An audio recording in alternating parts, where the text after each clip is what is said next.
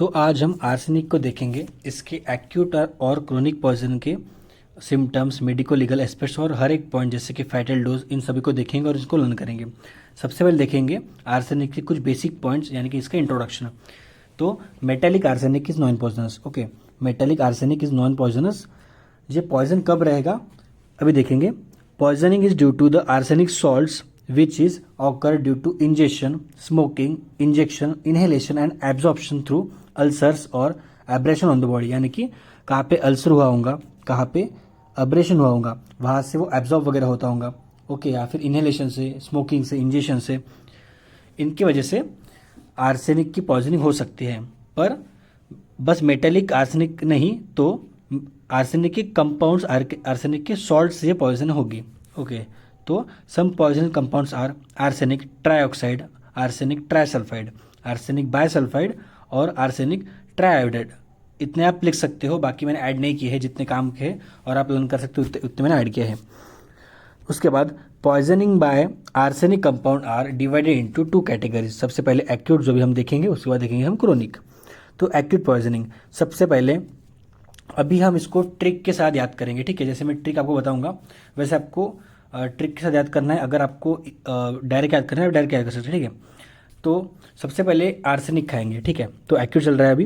तो सबसे पहले मैंने आर्सेनिक खा लिया। ठीक है, तो मैंने आर्सेनिक खा लिया तो मुझे फेंटनेस आएगा और मुझे डिप्रेशन आ गया। मुझे डिप्रेशन ऐसा आया कि मैंने क्यों खाया। ठीक है, मैं डिप्रेस हो जाऊंगा कि मैंने आर्सेनिक क्यों खाया, इसलिए हो गया डिप्रेशन। ठीक है, और मेरे को चक्कर आएंगे, इसलिए फेंटनेस। ठीक है, मेरे को डिप्रेशन आ गया। उसके बाद डिप्रेशन आने की वजह से मुझे नौसिया हो गया, यानी कि मड़मड़ होना, जो हम बोलते हैं मराठी में मड़मड़ होना, तो नौसिया होगा। उसके बाद सीवियर प्रोजेक्टाइल वोमिटिंग, बहुत इंपॉर्टेंट पॉइंट है, सीवियर प्रोजेक्टाइल वोमिटिंग मुझे होंगी। ठीक है, तो क्या होगा, सबसे पहले मैं आर्सेनिक खाऊंगा इसलिए मुझे चक्कर आएगा और मैं डिप्रेशन में जाऊंगा, मैंने आर्सेनिक क्यों खाया। उसके बाद मुझे छाती में होगा, चेस्ट में होगा मुझे नौजिया और सीवियर प्रोजेक्टाइल वोमिटिंग। उसके बाद मेरे मुंह में सलाइवेशन होगा और थ्रस्ट डेवलप होगी। क्यों थ्रस्ट डेवलप होगी, क्योंकि अभी पूरा वोमिटिंग की वजह से पूरा मेरा शरीर का पूरा पानी वगैरह सब बाहर आ चुका है, इसलिए मुझे अभी लगेगी प्यास। ओके, उसके और प्यास लगने की वजह से मेरे मुंह में आ जाएगा पानी, यानी कि सलाइवेशन। ओके, और अभी burning pain in upper GIT. अभी मैंने इतने जोर से वोमिटिंग की, इतने मैंने सीवियर प्रोजेक्टाइल वोमिटिंग मैंने की, उससे मेरे छाती में burning pain in upper GIT, मतलब मुझे बर्निंग पेन होने लगा। ओके, उसके बाद pain and irritation of the anus. Okay, उसके बाद मुझे अभी ऊपर से निकल गया और नीचे से कुछ निकल नहीं रहा, इसलिए मुझे नीचे भी पेन और इरिटेशन होगा और मुझे डायरिया होगा। अभी डायरिया क्यों होगा, अभी ऐसे याद करेंगे इसको। पहले ऊपर से पूरा निकल गया, ठीक है, उसकी वजह से मुझे डिप्रेशन आ गया, फेंटनेस आ गया, मुझे नौजिया आ गया, उसकी वजह से मुझे बर्निंग पेन होने लगा अपर जीआईटी में। पर बस इतना ही काफ़ी नहीं था, तो मुझे नीचे से भी डायरिया होने लगा।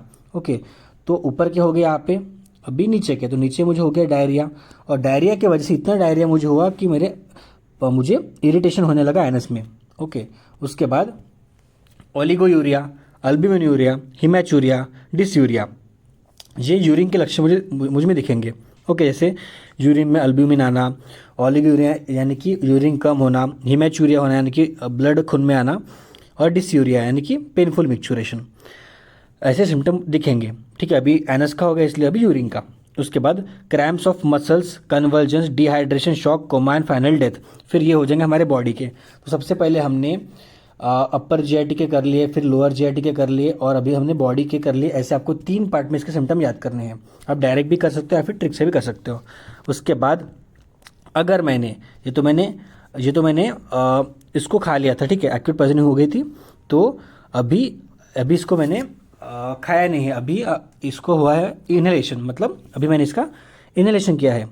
तो अगर मैं इसका इनहेलेशन करूँगा तो मुझे होगा कफ, उसके बाद ब्रीथलेसनेस, फ्रॉथी स्पुटम, उसके बाद पल्मोनरी एडेमा। ओके, उसके बाद है साइनोसिस और पल्मोनरी एडेमा। तो अभी अगर मैं इनहेल करूँगा तो ऑब्वियसली मुझे कफ होगा। ठीक है, ऑब्वियसली मुझे कफ होगा, मतलब पूरे ऊपर के सिम्टम दिखेंगे। मतलब क्या, कफ होगा, ब्रीथलेसनेस होगा, ठीक है, सांस लेने में तकलीफ होगी, मेरा स्पुटम भी पूरा फ्रॉदी हो जाएगा, साइनोसिस हो जाएगा आंखों में, और पल्मोनरी एडेमा, यानी कि इनहेलेशन की वजह से मेरे छाती में, मेरे लंग्स में जो भी सिम्टम मुझे दिखेंगे। उसके बाद with large with a large, अगर मैंने बहुत ज़्यादा डोज में ले लिया एक ही बारे में, यानी कि एक्यूट बहुत ज़्यादा ले लिया मैंने, तो sudden death due to shock, sudden death due to shock यानी कि शॉक आके मुझे डेथ हो जाएगा। उसके बाद नार्कोटिक मैनिफेस्टेशन क्या दिखेगा, giddiness, pain, pain in muscles, delirium, coma, उसके बाद डेथ। तो आप ये भी याद कर सकते हो, उतना इंपॉर्टेंट नहीं है, पर ये याद करना है कि विथ लार्ज डोज डेथ हो जाएगी। उसके बाद हमारे साइन एंड सिम्टम हो गए एक्यूट के, अभी हम याद करेंगे fatal dose and fatal period. तो फैटल डोज हमें याद करना है 180 to 200 milligram. Okay, trivalent are more toxic, ये आपको याद करना है। उसके बाद फैटल पीरियड है इन नार्कोटिक फॉर्म सडन डेथ और death after 2 to 3 hours in gastro intestinal form, जो हमने सिम्टम देखे थे इन गैस्ट्रो इंटेस्टाइनल फॉर्म, ये 12 से 48 आवर यानी कि 2 दिन के अंदर मर जाएगा। ठीक है, 2 दिन के अंदर ये मर जाएगा, और नार्कोटिक फॉर्म में लिया तो जल्दी से मर जाएगा, एकदम सडन डेथ, या फिर death after 2 to 3 hours. Okay, आपको याद करना है कि फैटल पीरियड हमने याद कर लिया कि 2 दिन के अंदर मर जाएगा, 12 घंटे से 2 दिन के अंदर गैस्ट्रोइंटेस्टाइनल फॉर्म में, और नार्कोटिक लिया, ड्रग्स लिए, ऐसा समझ लो ड्रग्स लिए तो तुरंत आपकी डेथ हो जाएगी। ओके, और फैटल डोज है हमारा 180 टू 200 मिलीग्राम, 180 टू 200 मिलीग्राम हमारा फैटल डोज है। उसके बाद डिफरेंशियल डायग्नोसिस दिया है यहाँ पे, कोलेरा और बैक्टीरियल फूड पॉइजनिंग में आपको सेम सिम्टम दिखेंगे, जैसे प्रोटेट वोमिटिंग वगैरह, ये सब हमको दिखते हैं बैक्टीरियल फूड पॉइजनिंग में, डायरिया वगैरह दिखता है हमें कोलेरा में। तो ये सब इसके डिफरेंट डायग्नोसिस है। ट्रीटमेंट है यूज ऑफ एमेटिक्स, ठीक है। उसके बाद gastric lavage with ferric oxide, demulcents, morphine for pain, IV fluid, blood transfusion if required and purgative. Okay, तो जैसे हमने पूरे बॉडी के सिम्टम दिखे थे, वैसे ही बॉडी के सिम्टम के पूरे यहाँ पे ट्रीटमेंट दिए हैं। ऊपर के लिए एमेटिक्स, नीचे के लिए परगेटिव, पूरे बॉडी के लिए ब्लड ट्रांसफ्यूजन, आईवी फ्लूइड पूरे बॉडी के लिए, पेन हो रहा होगा तो मॉर्फिन और डिमल्सेंट्स, और फेरिक ऑक्साइड से गैस्ट्रिक लेवल, मतलब जो भी निकालना है पेट से बाहर निकाल सकते हैं अपन, तो ट्रीटमेंट हो गया। इसके एंटीडोट में आपको याद करना है, फिजिकल में डिमल्सेंट्स, केमिकल में alkali oxide like hydrate ferric oxide और magnesium oxide. Okay, hydrate ferric oxide और मैग्नीशियम ऑक्साइड। और फार्माकोलॉजिकल में हमें याद करना है बाल, ठीक है, ये एक्यूट के लिए चल रहा है, अभी क्रोनिक हमारा शुरू होने का है। उसका पीएम अपीयरेंस में डिहाइड्रेशन, ऑब्वियसली पूरा वोमिटिंग बाहर निकल जाएगा तो डिहाइड्रेशन हो जाएगा, जॉन्डिस हो जाएगा। उसके बाद stomach appearance is brown as red velvety appearance. Okay, stomach appearance is known as red velvety appearance, तो स्टमक का पूरा हमारा अपीयरेंस रेड वेलवेटी हो जाएगा। हेमोरेज ऑन एंडोकार्डियम और डिजनरेशन ऑफ लीवर, तो ऐसे आप इसके पीएम अपीयरेंस याद कर सकते हो। उसके बाद देखेंगे क्रोनिक पॉइजनिंग, तो इट रिजल्ट ड्यू टू, तो क्रोनिक पॉइजनिंग क्यों होगा, तो as after effects of acute poisoning, ठीक है, एक्यूट पॉइजनिंग के बाद हमें क्रोनिक पॉइजनिंग दिखेगा। Consumption of repeated small doses, हम बार बार छोटे छोटे डोज लेते रहेंगे आर्सेनिक के, इसकी वजह से क्रोनिक पॉइजनिंग होगा। व्हेन यूज्ड एज मेडिसिन, अगर एज अ मेडिसिन हमें यूज़ किया आर्सेनिक तो भी हो सकता है क्रोनिक पॉइजनिंग। कंज्यूमिंग फूड और ड्रिंक्स कंटेमिनेटेड विद आर्सेनिक, इससे हो सकता है। In people working in industry और यूजिंग आर्सेनिक, तो आपको इंट्रोडक्शन पार्ट अगर आप लिखोगे पेपर में तो आपका अलग इंप्रेशन पेपर में पड़ेगा।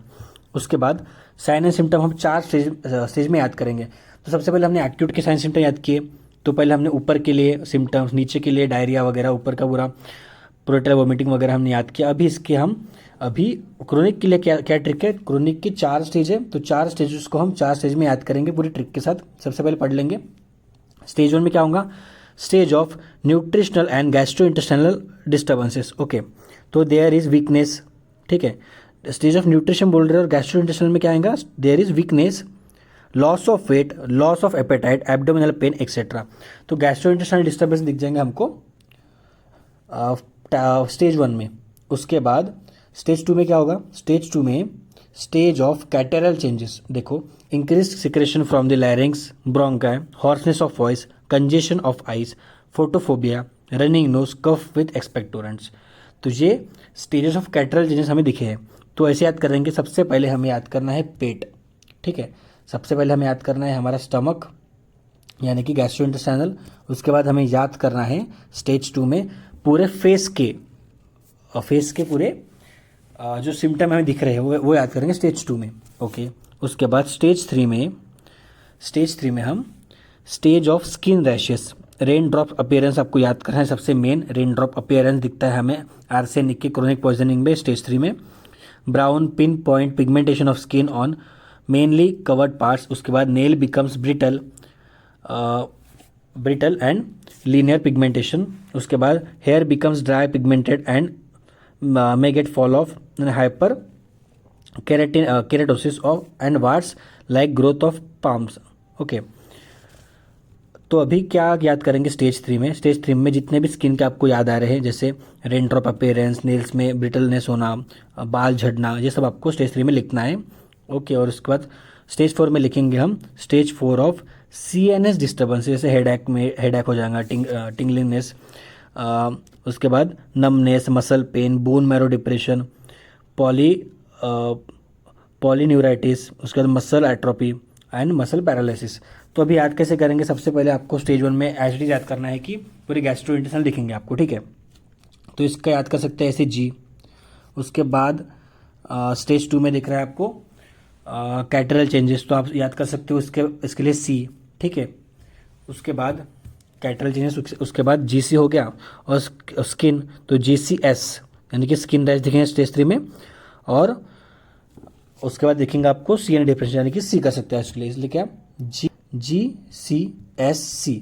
तो GCSC आप याद कर सकते हो स्टेज के लिए, यह है सिम्टम्स के लिए हमने याद किया है GCSC। उसके बाद ट्रीटमेंट में हम बाल लेंगे, जैसे हमने एक्यूट में भी बाल लिया था, अभी इसमें भी बाल है। Vitamin B complex and